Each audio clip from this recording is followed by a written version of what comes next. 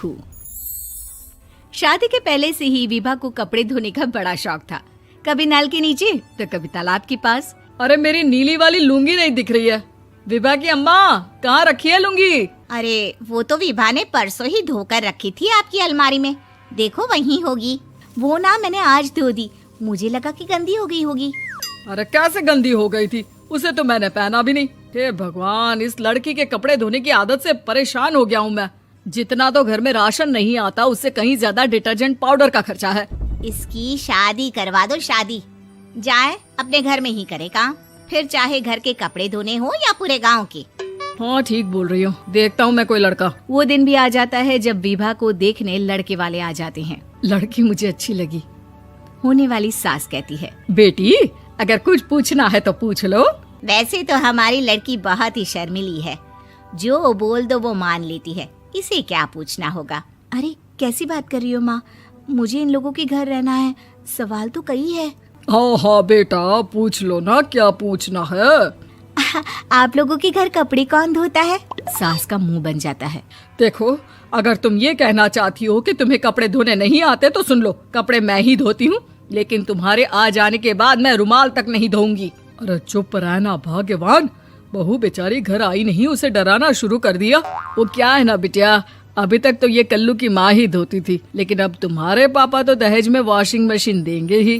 तभी विभा की माँ बोल पड़ती है, सवाल भी पूछा तो क्या। वैसे भाई साहब, मशीन की तो फिर भी कपड़े धोने की कैपेसिटी होती है। मतलब जो बिटिया दे रहे हैं ना विभा, इसे कपड़े धोने का बहुत शौक है। ये आप लोगों के क्या, आस पड़ोस गांव मोहल्ले सबके कपड़े धो दे और उफ तक ना करे।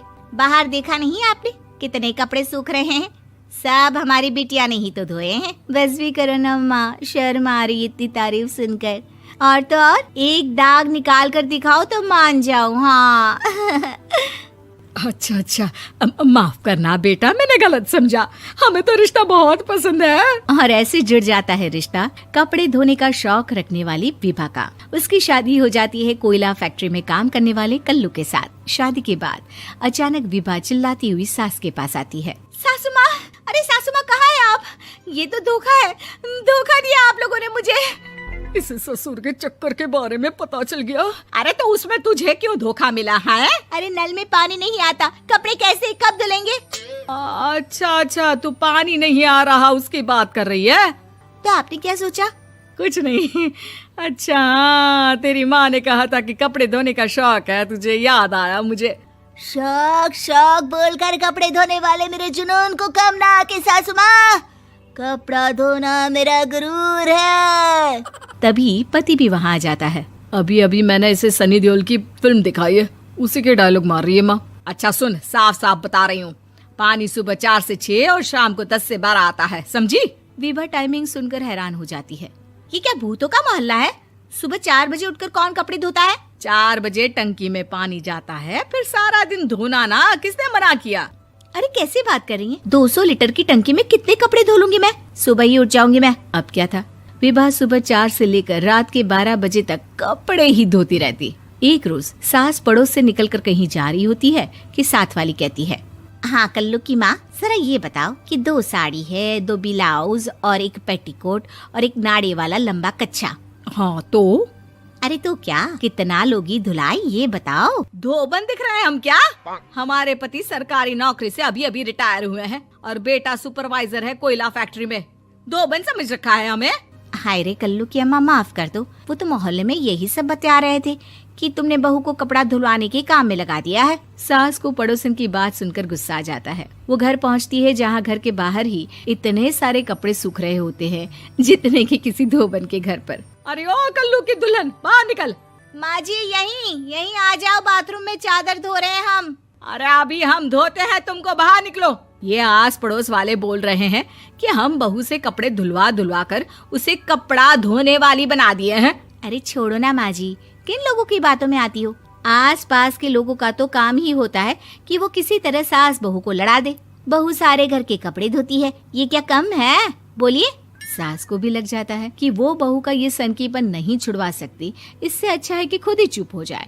एक रोज सास और बहू मंदिर जाते हैं, जहाँ सास की साड़ी वहाँ खड़ी भीख मांगने वाली से मिलती है। माँ जी क्या बात है, आपकी साड़ी उस भिखारन से कितनी मिल रही है ना? हाँ हाँ देखो तो, दोनों की साड़ी मिल रही है। क्या बात है कल्लू की अम्मा, तुम खुद को तो अफसर की बीवी बताती हो और ऐसी सिंपल सी प्लेन साड़ी पहनकर घूमती हो। सिंपल और प्लेन नहीं है ये साड़ी। तो क्या सोने के धागे से फूल बने हैं?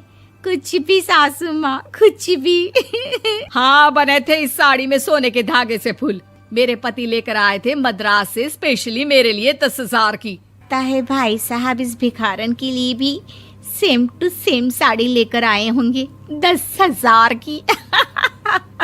सास उस वक्त तो कुछ नहीं कहती, लेकिन बहू के साथ घर आती है और अलमारी से एल्बम निकाल कर लाती है। ये साड़ी देख रही है, ये वही साड़ी है जिसे मैंने अभी पहना था।